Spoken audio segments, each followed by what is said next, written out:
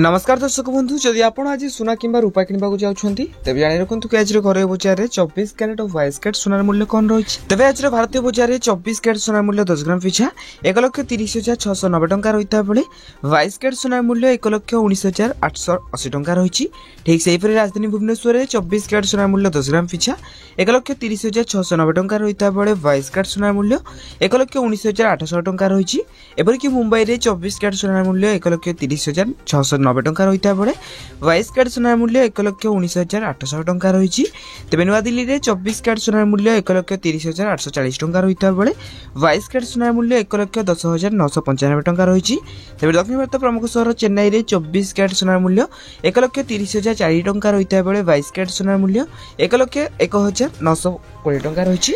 एपरिक पूर्व भारत प्रमुख सहर कलिकता में यथाक्रमे 1,30,690 टंका और 1,19,880 टंका रही सोनार मूल्य।